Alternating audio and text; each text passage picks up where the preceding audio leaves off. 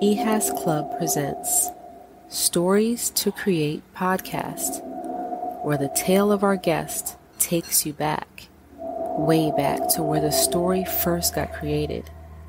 Now, to help create this new story, here is your host, Cornell Bunting.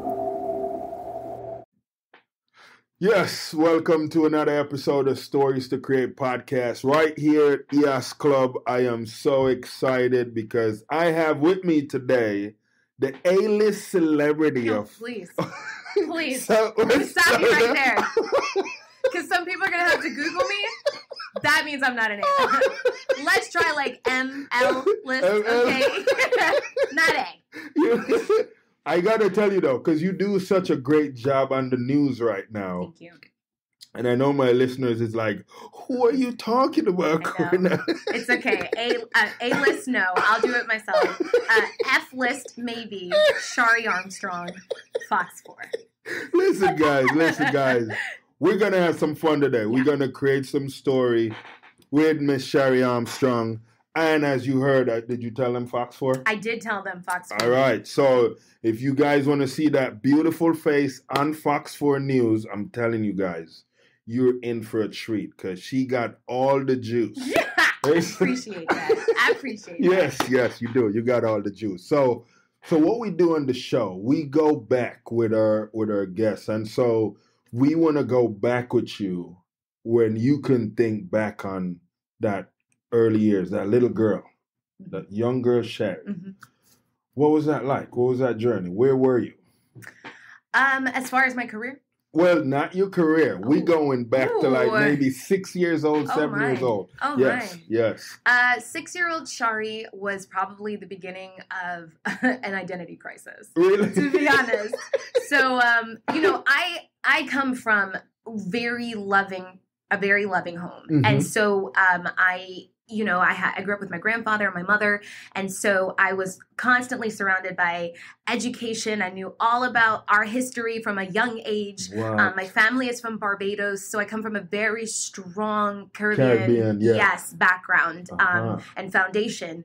From around that age, 6, 7, 8, that's when I transitioned from school in Port Charlotte, around a little after that to here in Fort Myers. Okay. And I became the only Black child in the classroom. What? So when I say identity crisis, I mean it. Because I went from other brown kids in my classroom to nobody who looked like me. And when I say that, not just other students that didn't look like me, but I didn't have any teachers that looked like me either. So for me, I always wanted to do something in some type of entertainment on TV. I thought I was going to be an actress. That was my big dream. I was involved in musical theater and all of those things. But then around that age and a little older, I started to question if I could do those things, because growing up here, you didn't see people like me doing those things. Right. So, and the support wasn't there yet because you still had to figure out who's going to be your friends and stuff. Absolutely. Yeah, absolutely. And so, I had the support of my family and don't get me wrong, like I had great friends growing up, great mentors. I went to Quality Life Center down the street, Oh my goodness. But the internal side of figuring out who I actually was and what Blackness looked like and was defined for me was a struggle. Truly from around like that age and a little older to, I always tell people, I think I finally accepted that I was Black when I was a freshman in college. Like, I'm trying to tell y'all, it was a journey, okay? It took a long time. Questioned it for a long time, because, I always tell my friends at work, like, there was a point I thought I was Dominican. Yeah. Wow. Because of how light skinned you are. Yeah, I was light skinned. And then I had a lot of friends who, my closest girlfriends were from Puerto Rico. Okay. And so I was like, well, this is cool. This is a time, Cornell, where people thought like being Haitian was disgusting. This is a time when people felt like West Indian was like you grew up poor and your mom, like grew up in the fields and stuff like that. Which, for some people that is the truth. But like this is a time where people had no idea how powerful West Indian Caribbean culture is, how educated we are. We have some of the top schools. People don't don't know that. Right. So they hear, one, they see black, two, they hear Caribbean, and they're like, oh. Yeah. You know, so I wanted to fit in. Right, you know what I mean? Yeah, so I had different hair. I looked different, and I wanted to just fit in. Right. And that didn't actually happen for me. I didn't accept that my fitting in would look different until I was much older. Wow. But I was living my best life, Cornell. That's good. I got to tell you, my parents took me to all the places, and we did all the things, you know, and my parents made sure that I went to Italy when I was in high school, and we did all of these things together. But the internal shaping, the part where you really have to decide for yourself, like this is what I'm going to be, that didn't come until college. Wow. So, because I hear you mention mom, granddad. Yeah. Where was Dad? That's it. Wow. I didn't know we were getting this deep. But no, so my parents divorced when I was in 4th grade. Okay. And I always really grew up with my grandfather and my mom. Okay. Anybody who knows me will tell you my grandfather is like the love of my life. Beautiful. I love him so much. My mom is my rock, but my grandfather is the love of my life. Yeah. I love him so much. Yeah. And he really stepped from before I was born. He really stepped up into that plate. My parents were separated. Okay. And then there was a time where my dad tried to come back into my life when I was in 4th grade, and it just didn't work out. Didn't work, yeah. Mm-hmm. So he left, and I continued, you know, to live my life. Yeah. And then as I got older, my dad started reaching out again, which this will be breaking news for my mom because I don't even think I ever told her that. Yeah. But and you know, that communication is probably a text message here and there. Right. But you know, my father was, and maybe this is, wow, Cornell, we're going really deep. Oh, we're going deep. Yeah. Lately, I've been doing some stories on addicts and recovery, and it's interesting that you mentioned that earlier. Right. My father was an alcoholic. Okay. So that was my mom's whole, like, I want this to be separate from my child, you know, and I didn't even know that until I was much older. Wow. And so that was part of his struggle with alcoholism, was the reason why I didn't see my dad that much. It wasn't like my mom was trying to keep him from me or anything like that. And he tried when he would have those moments of clarity to be there. But just for some people, it is a big struggle. That is a big struggle. So later on, he got involved in the church, I understand. And now he's reaching out and trying to live that life. And I appreciate that. But that is what happened there. I don't know that I've ever told anyone that, like, publicly. So there you go.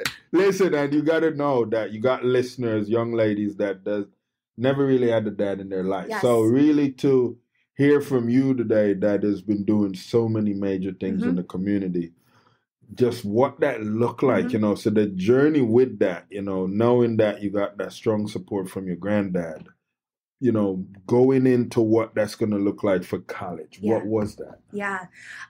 My grandfather, I talked about that identity crisis. He was, along with my mom, but really he was the person that made sure that I had all the black books. Right. So even if I was going to a primarily white school, I knew where I came from. And I talked a little bit about that background. That is beautiful. And my grandfather, you know, to this day, if I pull up in the driveway out there, my grandfather is gonna come out and inspect my car. That's amazing. He's going to check the tires. I don't care if I just came from the dealership. You know, he's always gonna make sure I'm taken care of. That's beautiful. So he taught me from a young age that I was a princess. Yes. And he molded eventually into a queen. Yeah. And that's not to take away from my mom, because my mom was like, girl, she did that. She was the definition of independent. That's right? Amazing. But obviously, the male figure really does make a difference. So even though my father was not there, my grandfather was there to help me to understand what what it should be like in a situation where you are involved with a partner. Right. And he, to this day, has been that person for me. That's beautiful. And modeled that for me, so that as I entered into dating, I had a standard already, you know, of what that should look like. That's and good. So That's not good. everybody could date this. You know what I mean? Yes. Because, you know, my grandfather, you know, I was going on cruises from a young age. And it's not all about money either. Because let me tell you, I always tell people the one person that, you know, has never judged me for anything, and I messed up a couple times, Cornell, was my grandfather. Right. You know, so that love of like, I see you and I still accept you, and that support system, that is really where my love comes from. It's not about all the bells and whistles, even though those were nice. Right. Really the core of what love looks like. From a male perspective, I learned that from him. That is amazing. Now, because you have this Caribbean culture, did you get to feel a lot of that here in America, like from what that culture looked like? Yes, because my mom, we have a pretty good number of family members that are here. Okay. So I really never experienced life outside of Caribbean culture until I started having, going to people's houses in middle school for sleepovers and stuff like that. Yeah.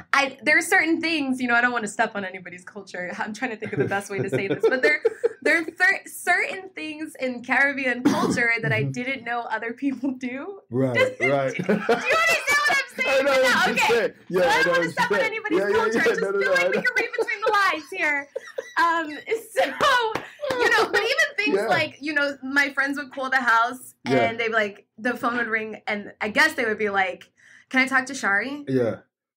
And Miss Armstrong would hang up because you don't do that. You say good evening. Yes, you have to. Of course. You have to. Good evening, good night. Yes, never, so little things like that, they still play out into today, that I realize it more and more, like, taking off your shoes in the house. And I know that's not like solely Caribbean culture, but I'm like, wow, this is not what everybody does. Right. And I love, I grew up here in the United States. Yeah. But I love my Caribbean background and foundation. To me, I'm kind of egotistical about it. Yeah. Because I think it's the bomb. Yeah. Right down the street, Indira Demine. Do you know her? She's a local attorney. Oh, yeah. She just bought that building down there. Okay. And every time I see it, I'm like, that Guyanese girl bought that place. She's not just the manager. She owns that building. She owns the building. That's a beautiful to me, thing. that's representation. I just love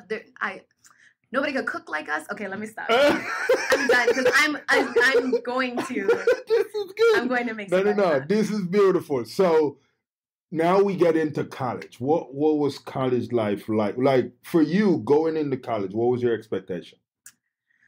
I was scared. Yeah. I was scared. So my proudest moment in my life is that I was waitlisted at Yale University. I didn't actually get in, but I was waitlisted. Okay. So nobody could take that away from me. That's beautiful. Thank you. Yeah. But I ended up, and I was accepted at Howard and a couple other places, but I ended up at the University of South Florida, right down the street in Tampa, which was healthy for me because it was far enough that my mother could not pop up on me. Yeah. But at the same time, if I needed to come home or if I needed her to be there, it was a 2.5-hour drive. That's a drive, yeah. College was really the place where I discovered and accepted my Blackness. Because it was the first time that I was in an educational setting where it was diverse, right? I didn't go to an HBCU. I didn't go to PWI. I went to a school where there was a little bit of everybody. Beautiful. So because of that, I started delving into one of my favorite classes was about culture, just the diversity in cultures, you know? Yeah. And I never experienced, Cornell, like a Black instructor. Wow. I never had a Black doctor until I went to Tampa. Wow. So you could imagine, I'm in the waiting room expecting to see a white person. Right. Yeah, because I grew up here and this is what you see, what you used to see, because it's much different now. Right. But I could not believe, all of these, the educational elements, some of the community people that I was meeting, the doctors, people started to look like me. Professors started to look like me. So that just encouraged me to tap into different aspects of life. I joined the surf club. Did you? Yeah, I had no business doing that, okay? Right. But I just wanted to try new things. And there were people in the surf club who looked like me. And I was like, wow. That it was such exposure for me. And at the same time, it was my first a Black experience class was Intro to the Black Experience. Wow. I'll never forget that, Cornell. Wow. Sitting in an auditorium of about 200 students. Right. talking about the diversity in Blackness helped me to understand that maybe I didn't solely identify with this type of Blackness, but there was a place for me that still allowed for my Blackness. Does that make sense? Yes, most and that definitely. was really like mind blowing for me. College was like it was transformational for me. It should be transformational for everyone, but for that particular area of my life, it was like, this is who I am, and I like this. Right. You know. Was it in college where you discovered, like, you know what, I want to do journalism?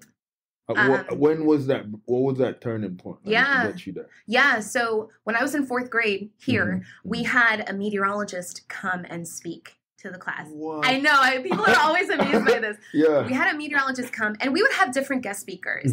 But there was something about the meteorologist that I loved. He was not over the top. He just had such passion about what he was talking about. And he was on TV. And I thought that was really cool. And I remember that moment, really sitting in that class of about 50 kids, combined classes, and thinking, I want to do something like that. I do want to be on Broadway, but if I'm not on Broadway, I want to do something like that. Then I went to college. I signed up to major in mass communication, and that is why I do not put a lot of pressure on younger students to know what they want. What do you want to do? You're asking kids that when they're like 10 years old because you don't even know. You don't know. So I put mass comm, and by my 2nd or 3rd year, I was like reeling in all of these internships. You know, I was killing it. And we had a little studio at our, the college, the University's public broadcasting. I was anchoring that, and I hated it. Really? I hated it. I was like, every day I'm on TV talking about car crashes. I remember the first death I had reported on. It was a pedestrian on a bike that was hit by a car right in the university area. Wow. And it was just like every day it was what people say the news is, which is negative. And I was like, I don't want to do this, Cornell. So I literally graduated knowing like I was not going to do this. But, like I was going to keep Miss Armstrong proud, what I mean? So I wasn't going to say anything. And I ended up in nonprofit, which led me to production in in Los Angeles with my cousin. And while I was out there, I saw this job on Craigslist for a reporter here in Southwest Florida that just was to tell positive news. It was all about, we would spotlight someone like you. Right. You know what I mean? Someone in the community making a difference. I was like, that's my job. So it was on Craigslist. I was like, I don't even know if this is real or not. And I'm going to apply for it, You I was young. You know what I mean? Yeah. And at that time in my life, Cornell, I spent 2 months in DC, a year in New York. Like, I was just like wherever. Because I could. You're feeling it out. Yes, exactly. And just still discovering myself. You're always discovering yourself, right? You do, yes. And so I put it on Craigslist. And I got the interview. And I remember getting in. We were shooting a mini something in LA with my cousin, and we worked for 24 hours straight on set. About production, so you know how that goes, And so I wasn't even tired. I was just functioning on adrenaline. And I popped up the Zoom interview, and there were these 2 guys, and I was like, there is no way this thing is real. There were just these 2 random guys just chilling, almost like in a spot that kind of looked like Google. I was like, oh, I should not tell them my last name. I shouldn't give them like any information. But there I was, like, whatever, Anyway, it turned out that they were owned by this bigger company called EW Scripts. And so they had a digital project here in Southwest Florida where they wanted to test out what news could look like. This is important. What news could look like if it was only positive storytelling? Or how could we tell stories in a way that would continue to engage our audience, but maybe they were longer format storytelling, right? Right. So whatever. I got the job. I ended up working for them. And what we learned in that test is everyone says the news is negative, but everyone wants to see the negative stuff. Does that make sense? Because one of the top, at that time, one of the top topics that people wanted to know about was crime in their neighborhood. The reality of it is like, if there is a sexual predator in your community and you have children, you want to know where that person lives, and not everybody has access to or knows how to look that information up online. If they're, unfortunately, what we're dealing with right now are some people in the community who are accused of harassing, for lack of better words, young girls at the bus stop. If I have a young girl in my life, I want to know about that. Right. So the reality of it is people want to know about the negative stuff, unfortunately, negative in quotes, because it does impact your life. Yes. Inflation impacts your life. This is true. Right? Yes. So that project, from there, I was tapped to weekend anchor at the station. Oh, and I was like, I don't want to do that. This is enough. You know what I mean? This is enough. Right. We've learned a lot of things here. This is enough for me. I'd rather just keep doing that. Right. And my boss at the time, who I loved so much, he was one of the first people in my life who did not allow me to say no. He put my name in the hat for me, and he put me on the schedule, and he was like, you're going to do this. Awesome. You need to do this. Awesome. And I started to do it. It was supposed to be a temporary thing. I ended up getting hired for that job, and eventually it got promoted, I think a year and a half later, to the day side shift, which I work now. Okay. But it's important to note, like I said at the beginning, like I didn't want to do this. Right. But then I want people to understand how some of these major topics, some of these major bills in the legislature right now, how they impact you. Yes, because what happens, Cornell, is people hear about these things later and say, well, why didn't anybody tell me? Right. Or I didn't know. And I understand you can't get to the public meeting down the street. Right. You know, you can't make it there. Yeah. So my job is to help you understand before it even gets there how this is going to impact you. Yeah. And I don't want people to vote anymore where it's like, I close my eyes and I pray on this one, I'm going to fill in the dot. Or I heard from such and such that this person got blue eyes and I like this person. So I'm going to, you know what I mean? Like, no. I want people to make informed decisions. And I want you to understand, sometimes the language on the ballot is like, what does this mean? I want you to understand how that decision is going to impact you. So because of that, I've learned to embrace news as an informational, educational platform and also a platform for justice as well. Yeah. It's really, I think we're moving into that space now, right? Where individuals are understanding knowledge is really important. Come on. Yeah. Come on. And we got to get into it. Come on. So this is and what you do is so important. And I think now, with even young ladies and you beautiful listeners out there that are listening, to kind of get this coming from someone that is living this on a daily basis, like the importance of what information looks like. Yes. Because I feel like now, because we see so much stuff happening and we're like, well, we voted, but what we voted for we didn't get. So it doesn't make any sense to vote. But them understanding is still important. Come on. And knowledge is power. It is. Like you said. Yeah. You know? So, you know, hypothetically, if the city of Fort Myers is voting to raise, and this is very hypothetical, I want to be clear about that. But if they are potentially voting to increase parking in downtown Fort Myers, and you work in downtown Fort Myers every day, and that parking is going to go from $2 to $10, why not know about that in advance and maybe give yourself the opportunity to participate in the system and say, this doesn't work for me. But what happens is people respond on the back end, like, oh, and they post on Facebook, the city of Fort Myers is the worst because...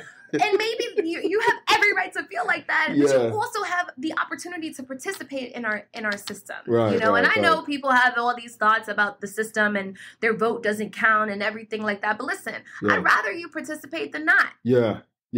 One of the things I've heard that reporters hate when you go on a set, when you go at a location to do something, and something out of the blues happen. That's not in the script, nothing.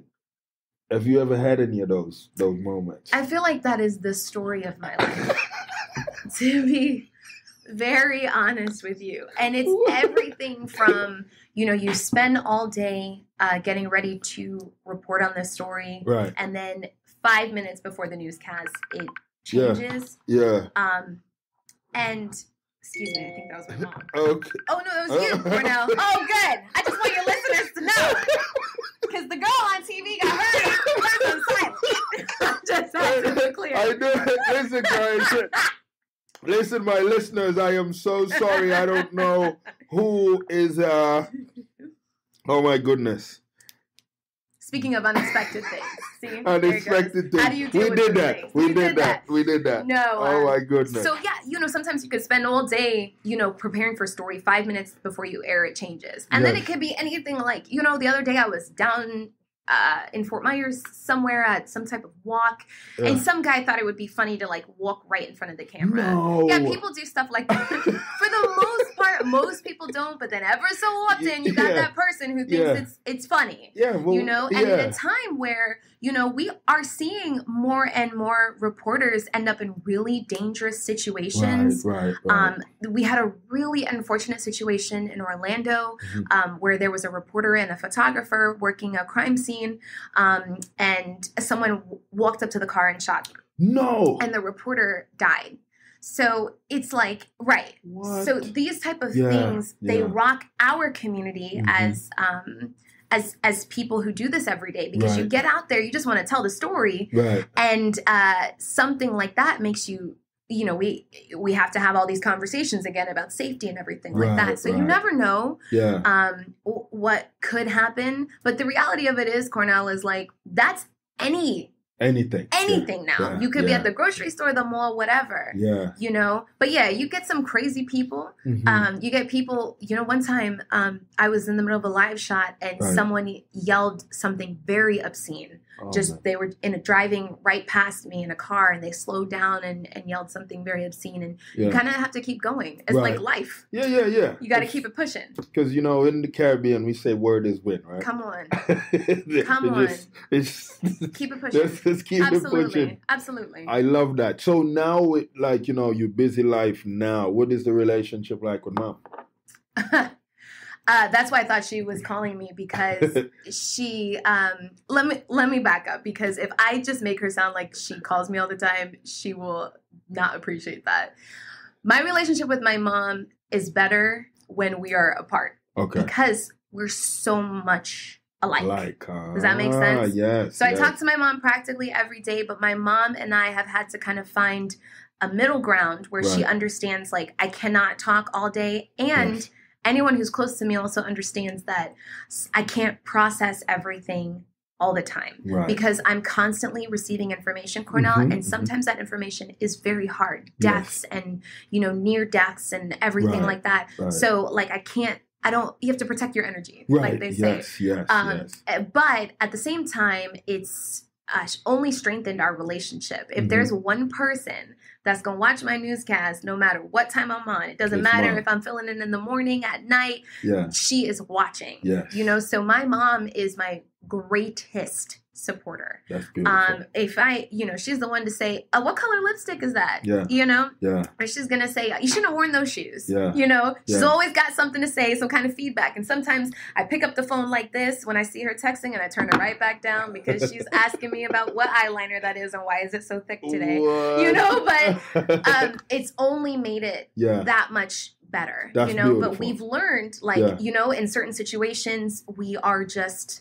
We're better apart. And when I say that, it just means we live in different homes in Southwest Florida. I'm grown. You're grown. Yeah, you're grown. But it's hard because you're also getting older, Cornell. Right. So, and so it's crazy you're saying all that about mom, because, individuals hear about the Caribbean and, of course they want to know, okay, so does she know how to cook, or does mom cook, or what does that look like? Yeah. So there are a couple of people that are going to hear this and they're going to laugh as soon as you said that. So the irony of it is, this is where all my Caribbean people are going to be like, she is not really listening. I do not cook. I do. Look at Cornell laughing. And even my friend, you guys can't see, in the engineer in the back, she's laughing too. And Cornell's like wheezing laughing. So I just want to acknowledge that you're embarrassing me on your show, Cornell, but it's fine. I own it. The other day I made cookies for this guy. Did you? Yeah, they weren't even from scratch. Was it good? They were burned. I know I'm letting my whole culture down right now. But I feel like this is me being transparent. Now, let me tell you something. Yeah. I can clean like nobody's business. Oh, there you go. Okay, let me tell you something. Right. And I will clean any and everything, baby. Yes, that Jean, my mother did not wake me up every weekend to clean for no reason. There you go. Okay? So however, you're not getting any rice and peas. I just need to be very honest. Cornell has tears in his eyes. I'm sorry. Thank you, Cornell, for bringing me down. I know. Never that. Listen, every so often, guys, well, you You already a A-list celebrity, so it's okay. Yeah, don't even try to make up for it. It's fine. I can't cook. It's just one of those. I can make a couple things, you know. Okay. I can make a couple things. I'm very proud of my chicken soup. I feel like one thing you have to know is how to make like real Caribbean chicken soup, like sweet potato, everything like that mixed in. I'm very proud of that. Yes. And actually, I am pretty good at making like a brown stew chicken or brown stew fish. So I do know what I'm doing. Yeah. But the other thing, Cornell, is I hate the amount of time that it takes. This is true. A lot of time. You know, some people just, you know, especially Caribbean people, they cook with their heart. And I don't have that. Right. You know? Yeah. So now with where you are with your, you know, your career, you feel like you're set there for a little bit, or? I feel like I am always open to whatever could come next that makes sense for me. That's beautiful. You know, sometimes, a lot of the times, people think they know what's best for you, the next step you should take. Right. But I think for me, I have been influenced by that so many times that it's caused me to go all over the place with my life. Right. And I am in a place where I feel like I'm driving the ship. I like that. Right? And with you saying that, and I think listeners need to hear this from you, how important is constructive guidance? We're not even going to say criticism. It's not just how important it is, it's also how important it is to be open to it. Did you guys hear that? You maybe you should tell them that again. Rewind this. When it comes to constructive guidance, like you said, it's not just about it being out there, it is about being open to receiving it. Yes. You know, this industry is hard on camera, right? Because you are constantly being criticized by people, whether you hear it or not. Right. Someone's looking at anything from your delivery to your eyelashes and everything in between. Right. You know, I went to an event in Cape Coral. Yeah. I was working the booth one day and this West Indian woman came up to me. I've never met her before. Ever. Right.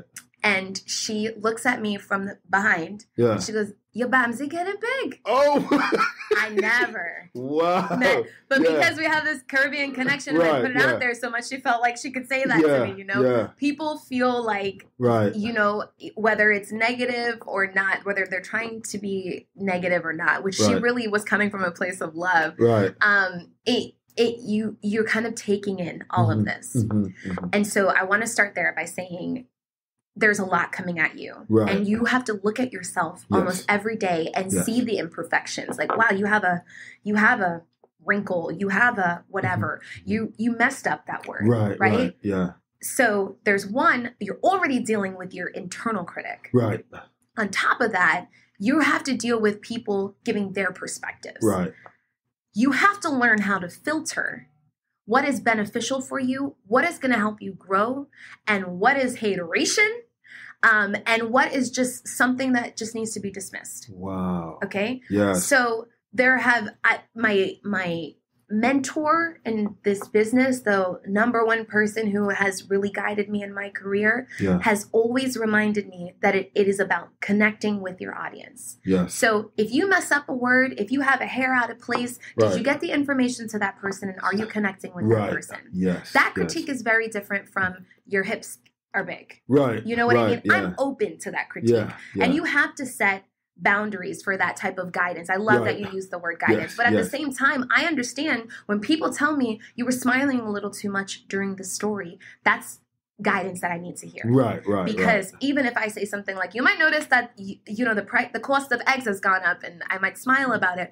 For somebody at home, they're really, really struggling with the fact that the price of eggs has gone up. And now they're trying to decide where that extra couple dollars is going to go and going to come from. So, you know, I think it's important. I wouldn't be the person who I am without being open to that guidance. But I'm very cautious of who I'm taking feedback from. That's good. Ooh, listen. Gems, people. All kinds of gems. It's beautiful. It is beautiful. I'm telling you guys a whole lot of gems right there. That was just beautiful. Yeah. Not everybody is in your lane. Not everybody's cheering for you. Cornell, you know this. Even the person in your face smiling and bigging you up can just have their eye on how do I get there, and not just get there, but take over from where you are? You have no idea.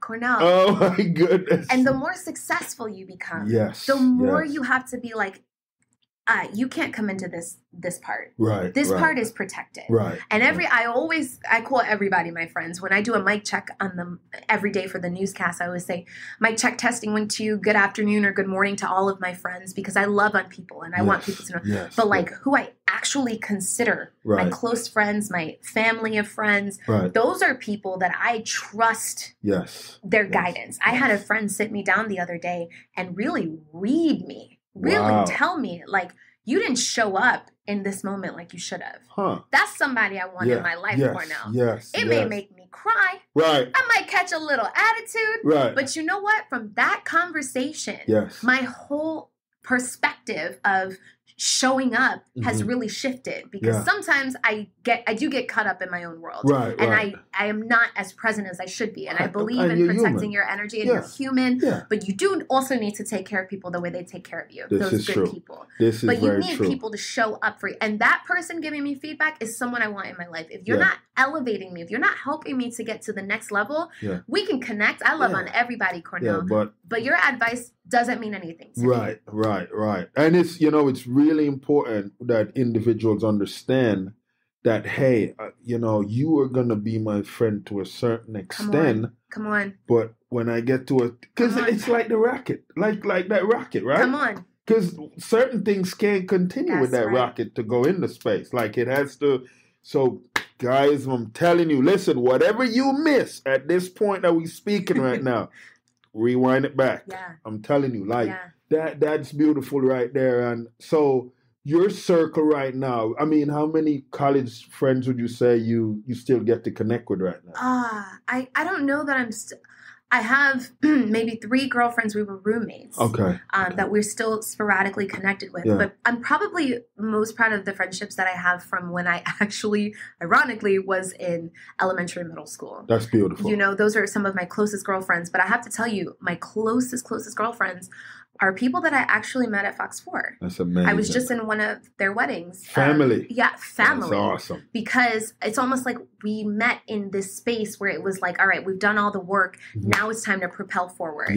You know, and we're going to figure this out together. I like that. And so my closest girlfriend that I talk to all the time, we met here. That's beautiful. That's a beautiful thing. We are moving into a space right now. And, a lot of people say we have this paradigm shift going on. With inclusion, individuals not choosing the right words to say and put them in a space. What is your take on that? With individuals that's not fully understanding, everyone now is being acknowledged. So I have to tell your audience that I have to be careful about my response because unfortunately, a lot of that conversation is tied up in political gargle. So I have to be very careful about that. However, listen, I love on everybody. That love always changes when I feel like you're generating hate. Right. Yeah. I like that. And I think that's the most politically correct and journalist correct way for me to say it. Because like diversity, equity, and inclusion are huge topics in our state right now. We're taking a look at what books are going to be in our classrooms. And it's going to look very different. I'm choosing my words very carefully. I like and that. So with that, again, people being aware and participating in this conversation is important. And let me tell you, let me say this. Your representatives, if you don't like what you're seeing, you should look at the way they are participating and voting towards these things. This comes right back to the ballot and what we were talking about. This is true. If you don't like it, Cornell, you do have the opportunity to possibly change it. How did your representative vote for abortion? How did your representative vote for DEI and what the classrooms will look like in the state of Florida? In any part of that conversation, did you hear them participate in a way that you supported? These are the things you have to look at and be like, okay, this starts the conversation starts at the bottom, no matter what decision is made at the top, you know? And so you have to take a look at what are you aligning yourself with when it comes to that conversation? But for me, you know, I am still a person, Cornell. Beautiful. I might be a journalist, but I am still a person. Yes. Okay. Yes. And so I have very strong views about some of those things, but I just can't share them because of ethics and journalism. However, I just think that one, it's important to pay attention to who's representing you. And two, I believe in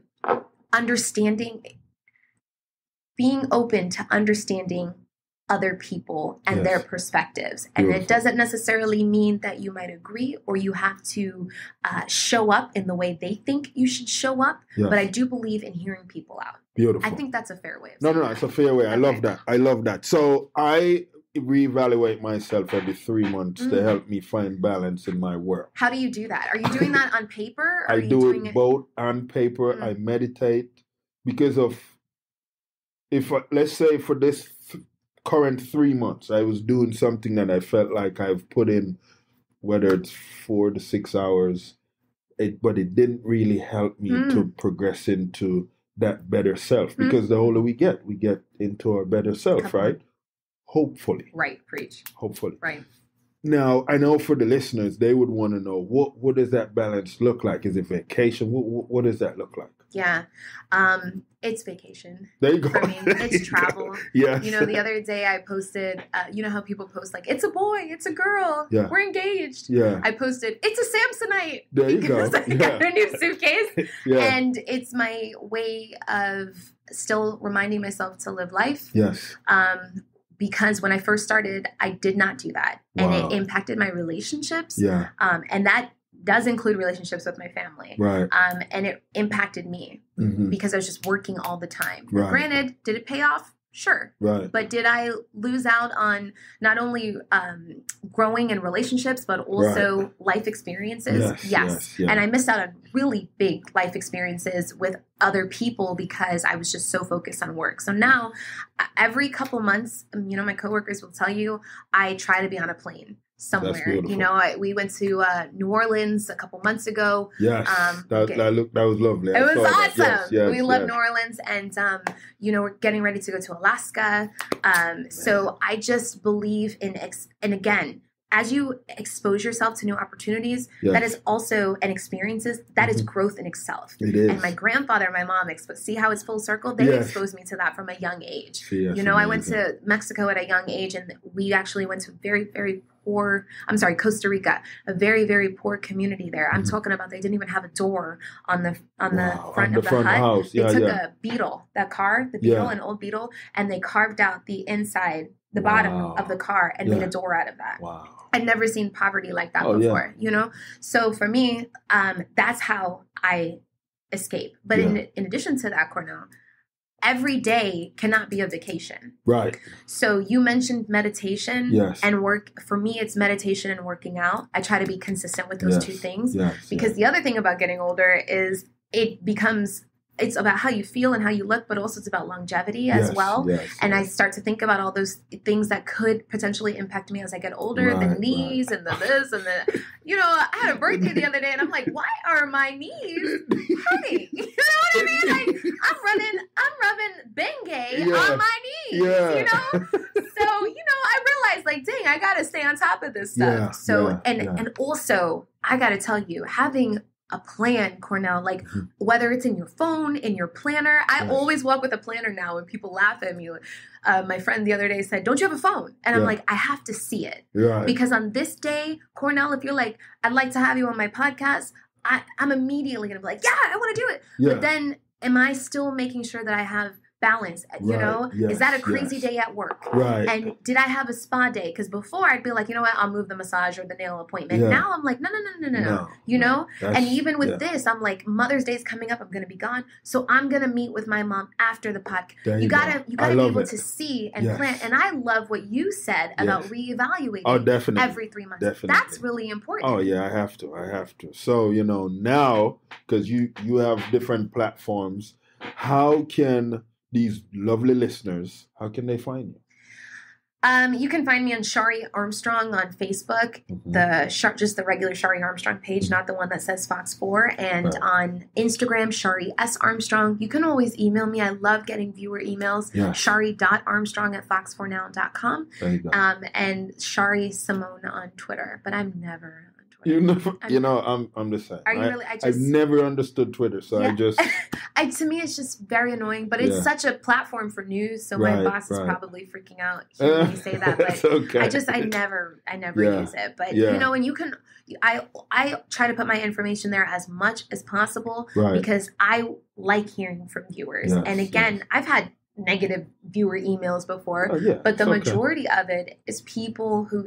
They give me the number one email I get actually is who braids your hair. They don't even care about the news or anything. It's like who braids your hair. So shout out to Keisha Allen. Oh, Keisha. Yes, Keisha. Yeah. Keisha's been braiding my hair for a minute now. And then before that, I always like to say that Marshy at Royalty Beauty right here off of Fowler. She's the first person that braided my hair on here. So either one of those, they are the bomb. Yeah. But yeah. So, I like that. You in the spotlight and you put the individuals that, I wouldn't be here. You're such a rock star. Are you kidding me? I wouldn't. That core, listen, I talk about my mom, my grandfather, and it is my family, my aunts and everything like that. But I have people who I look back and I remember they were like, they knew me in the cut. Yeah. You know what I mean? Yeah. And now we're living together and we're growing together. And I'm not going to forget that. There you go. Keisha braided my hair in middle school. And now look at us. Yeah. That's amazing. Keisha, big ups yourself. Come on, Keisha. Yo, so you guys just actually witnessed, because you did witness, and you listened to a story that just got created by our lovely presenter here that is on Fox 4. Yes. And listen, guys, if you can't find her on Instagram, you follow me, just look on the people that I follow. You'll see her in there. Yes. And thank you for this platform, Cornell. Yes. I have to tell you, I mean, I try to plug your name now as much as possible because I respect what you're doing. Thank you so much. Thank you for this particular platform where it does give us an opportunity, kind of like behind the scenes. Yes. And I really appreciate that. Yes. Some of your episodes, you get deep. I do. I wasn't expecting you to get deep with me. Nobody asked about my dad, and I kind of like it that way. Yeah. But I appreciate that because definitely. If we're going to connect, let's connect. That's how we connect. And I appreciate that. So thank you for this. You're going places, man. It's a beautiful thing. I appreciate you saying that. I accept that. I claim that. There you go. And I'm proud of you. Thank you. You're one sister that I tell you, the minute I met this woman, I was like, yo, this right here. Wow. This is beautiful. Like when you're in a space where you're like, yo, black beauty, black presence, black power, all that is there, and it's just amazing. Wow. You just want to be a part of it. However you can contribute, be of service. Absolutely. Love you, my sister. Thank you for saying that. I love you too, Cornell. Yes. Thank you so much for having me. Thank you for being on the show. Thank you, guys. Until our next episode of Stories to Create podcast right here at EHAS Club. We'll talk soon. Oh, my goodness. Well, there you have it. The host came, the guest came, and the story was created. Thank you to our sponsors, EHAS Inc., Karis Capital, and the Cornell Bunting LLC brand. Go check out the books, courses, and materials at www.cornellbunting.com. Thank you again for listening to the show.